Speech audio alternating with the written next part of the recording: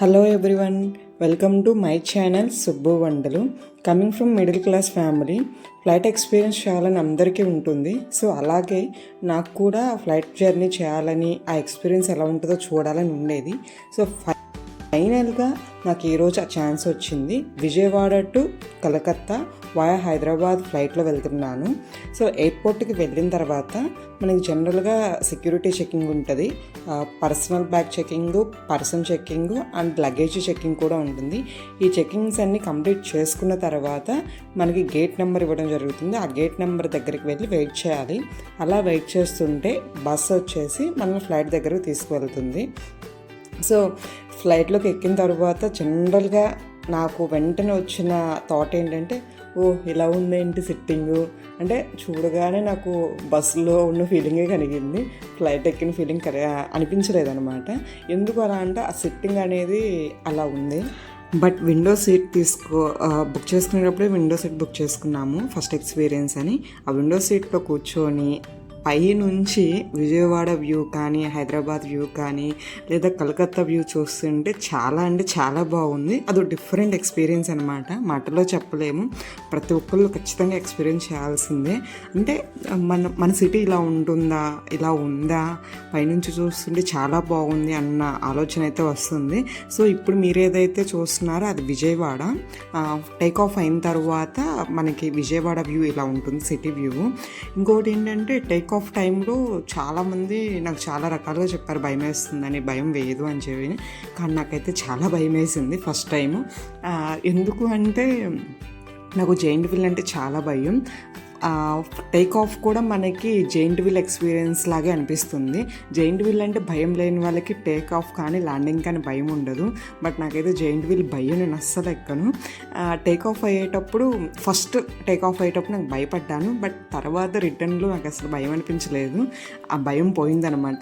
Windows సిట్టింగ్లో ఉండి చక్కగా view చూస్తుంటే టేక్ ఆఫ్ ల్యాండింగ్ ఏమీ భయం అనిపించదు. ఫస్ట్ టైం మాత్రమే అలా అనిపిస్తుంది, తర్వాత అలా అనిపించదు. సో నేను మధ్యలో హైదరాబాదు దిగిన తర్వాత ఆ ఇంటర్నేషనల్ ఎయిర్పోర్ట్ లోపల ఎలా ఉంటుంది ఏంటి అని చెప్పేసి మీకు చూపిస్తున్నాను. చాలా అంటే చాలా షాపింగ్ ఆప్షన్స్ ఉంటాయి. ఇది ఉంది అది లేదు అని కాదు, కాకపోతే కొనాలంటేనే మన జేబులో చాలా ఎక్కువ డబ్బులు ఉండాలి, గుండె ధైర్యం కూడా ఉండాలి.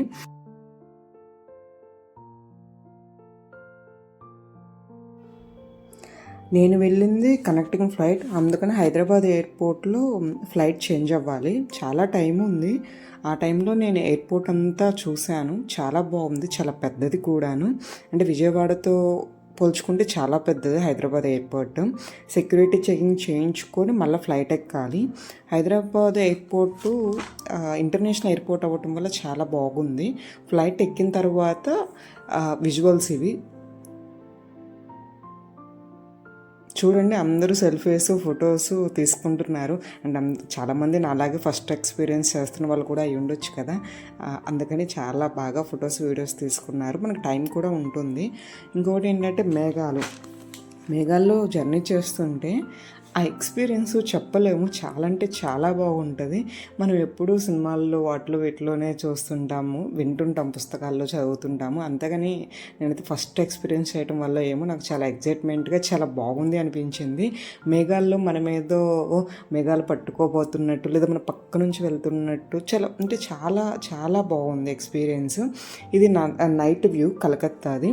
కలకత్తా నేను మిడ్ నైట్ దిగాను అనమాట. సో వెదర్ సరిగ్గా లేకపోవటం వల్ల నేను ఎక్కిన ఫ్లైట్కి క్లియరెన్స్ ఒక 1/2 అవర్ లేట్గా వచ్చింది ల్యాండింగ్ కోసము.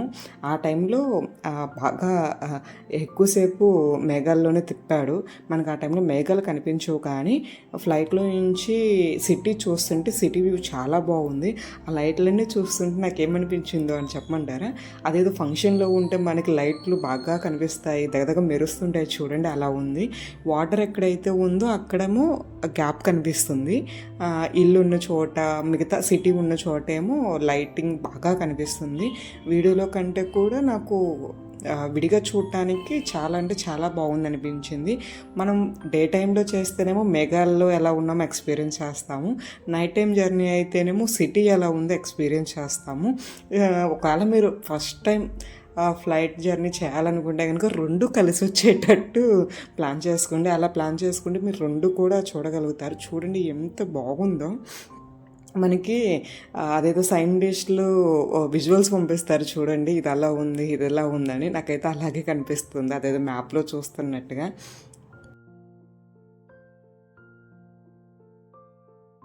ఫ్లైట్ దిగిన తర్వాత నాకు హోటల్కి వెళ్ళడానికి ఒక 1.5 అవర్ టైం పడుతుంది. నేను ఇక్కడ పియర్లెస్ అనే హోటల్లో ఉన్నాను. ఇది వచ్చేసరికి కలకత్తాకు సెంటర్లో ఉంది. బేసిక్గా నేను ఎందుకు వచ్చానంటే నా ఆఫీస్ పర్పస్ మీద నాకు వర్క్షాప్ ఒకటి ఉంది, ఒక 3 days కలకత్తాలో, అందుకని వచ్చాను. ఇది నేను వర్క్షాప్కి అటెండ్ అయిన ప్లేస్ ఎస్పీ నివాస్. కలకత్తాకి సిటీ చివరిలో ఉంటుంది. చాలా అంటే చాలా బాగుంది, చాలా పీస్ఫుల్గా ఉంది. సౌండ్స్, పొల్యూషన్ అలాంటిది ఏమీ లేకుండా చివరిలో ఎక్కడో సిటీకి ఉంది. మార్నింగ్ అవర్స్లో కొంచెం ఫ్రీ టైం ఉన్నప్పుడు కలకత్తాలో ఉన్న టెంపుల్స్ నేను విజిట్ చేశాను. శక్తిపీఠంకి వెళ్ళాము. మనకి అమ్మవారి శక్తిపీఠం బాగా ఫేమస్ కదా కలకత్తాలో, అందుకని చెప్పేసి కలకత్తాలో అమ్మవారి శక్తిపీఠం దగ్గరికి వెళ్ళాను. మార్నింగ్ అవర్స్లో వెళ్ళాము, అంటే 5, 6 ఆ టైం కల్లా మేము దర్శనానికి వెళ్ళాము. కొంచెం రష్ తక్కువగానే ఉంది. శక్తిపీఠము అంటే మన టెంపుల్స్, అంటే మన ఆంధ్రప్రదేశ్లో ఉన్న టెంపుల్స్కి అక్కడున్న శక్తిపీఠము ఉన్న టెంపుల్కి కొంచెం డిఫరెంట్గా అనిపించింది నాకు. జనరల్గా మనకి ఆంధ్రప్రదేశ్లో కానీ తెలంగాణలో కానీ ఉన్న టెంపుల్స్లో టికెట్ సిస్టమ్ ఉంటుంది. అంటే దర్శనానికి 100 రూపాయలు, 50 రూపాయలు, 200, 300 అలా స్పెషల్ దర్శనాలు అని ఉంటాయి. ఇక్కడ అమ్మవారి శక్తిపీఠం దగ్గర అలాంటివి ఏమీ లేవు. ఎంత అంటే కమర్షియల్ అయిపోయింది. 500 అడుగుతారు, మేము ఇవ్వలేము అంటే 300 అంటారు, ఇంకా ఇవ్వలేము అంటే 200 అంటారు, 100 అంటారు. బేరం ఉంటుంది బాగా. అలా ఏదో తెలిసిన వాళ్ళు ఉండబట్టి ఆ లాంగ్వేజ్ తెలిసిన వాళ్ళతో వెళ్ళాము.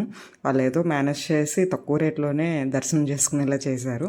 ఇది బయటకు వచ్చిన తర్వాత షాపింగ్ శక్తిపీఠం దగ్గర మేము వచ్చేసరికి చిన్న చిన్న పటాలు గుర్తుగా ఉండడం కోసం తీసుకున్నాం. పెద్దగా ఏమీ లేదండి షాపింగ్ చేయడానికి. కొంచెం డిఫరెంట్గా ఉంటాయి కొన్ని వస్తువులు, అవి మాత్రమే చూసాము. అవి కూడా అమ్మవారికి సంబంధించినవే ఉన్నాయి. ప్రసాదము అవన్నీ తీసుకొని బయటకు వచ్చేసాము.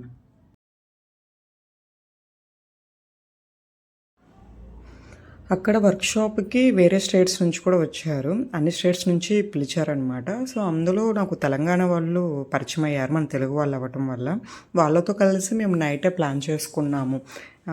దగ్గర మేము ఉన్న హోటల్ నుంచి దగ్గరలో ఏమున్నాయి చూడటానికి, ఏది వీలు కుదురుతుంది అని చెప్పేసి మేము ఒక ప్లాన్ చేసుకున్నాము. ఆ ప్లాన్ ప్రకారం మేము ఏదైతే ఫీల్డ్ విజిట్ ఉందో దానికి దగ్గరలో రామకృష్ణ పరమహంస మఠం ఒకటి ఉంది. సో అక్కడికి వెళ్ళి చూడాలి, మళ్ళీ రాము కదా అని చెప్పేసి అనుకున్నాము.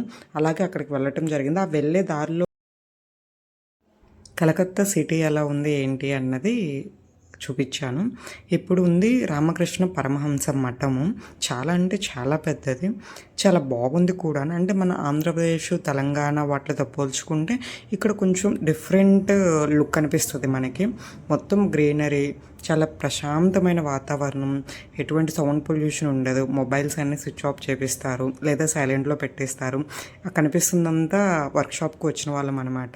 నియర్ బై అంటే మనకి కొంచెం లాంగ్వేజ్ మ్యాచ్ అయిన వాళ్ళు, ఈ 2-3 daysలో పరిచయమైన వాళ్ళు అందరం కలిసి రావటం జరిగింది.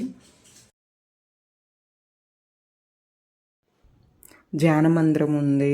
తర్వాత ఎగ్జిబిషన్, వివేకానంద స్వామికి సంబంధించి బుక్స్ ఎగ్జిబిషన్ ఉంది. చుట్టుపక్కల వాటర్ వ్యూ కానివ్వండి, ఆ గ్రీనరీ కానివ్వండి, చాలా బెస్ట్ ఎక్స్పీరియన్స్ అనే చెప్పొచ్చు. ఒకవేళ ఎవరైనా నియర్ బై ఉంటే ఇదొకటి ఒక్కసారి చూడొచ్చు. చాలా అంటే చాలా బాగుంటుంది. కాకపోతే వెదర్ అనేది చాలా హాట్గా ఉంటుందండి, ఎందుకంటే మనకి సముద్రం దగ్గరలో ఉంది కాబట్టి. ఆ వెదర్ అనేసరికి కొంచెం హ్యూమిడిటీ ఎక్కువ ఉండటం వల్ల మనకి కొంచెం హాట్గానే అనిపిస్తుంది. ఇది వచ్చేసరికి పరమహంస దగ్గరలోనే, రామకృష్ణ పరమహంస మఠం దగ్గరలోనే మనకి ఆన్ ది వే వెళ్ళేటప్పుడు హౌరా బ్రిడ్జ్. అది కూడా మనకి కలకత్తాలో బాగా ఫేమస్. చూడండి ఔరా బ్రిడ్జ్ కింద మేము ఉన్నాము. అక్కడ కూడా ఒక వ్యూ పాయింట్ ఉంది, చూడటానికి బాగుంటుంది, ఒక పార్క్ లాగా ఉంటుంది అంటే. సో అక్కడ మేము బస్ ఆపుకొని అక్కడికి వెళ్ళటం జరిగింది. పైనేమో హౌరా బ్రిడ్జ్ కనిపిస్తూ ఉంటుంది, కింద వచ్చేసరికి మనకి ఆ వ్యూ వాటర్ వ్యూ కనిపిస్తుంది. కొంచెం సెంటిమెంట్ ఉన్న వాళ్ళు ఆ వాటర్ తీసుకొని తల మీద పోసుకోవటం జరిగింది. నేనైతే చక్కగా వీడియో తీసుకున్నాను. షిప్పింగ్ అదంతా చాలా బాగుంది, అంటే నీట్గా కూడా ఉంది, ఎక్కడ కూడా ఇబ్బంది పెట్టేలాగా ఏమీ లేదు. ఇంకొకటి ఏంటంటే ఇక్కడ కూడా హిస్టారికల్గా చాలా హిస్టరీ ఉంది. ఇది వచ్చేసరికి ఎవరైతే హౌరా బ్రిడ్జ్ కట్టారో వాళ్ళకి గుర్తుగా ఈ కన్స్ట్రక్షన్ చేశారంట ఆ బిల్డింగ్. సక్సెస్ఫుల్గా నా వర్క్షాప్ కంప్లీట్ అయింది కలకత్తాలో. మళ్ళీ విజయవాడకి ఫ్లైట్లోనే రిటర్న్ అయ్యాము. సో ఓవరాల్గా నాకైతే బెస్ట్ ఎక్స్పీరియన్స్ ఫ్లైట్ అయినా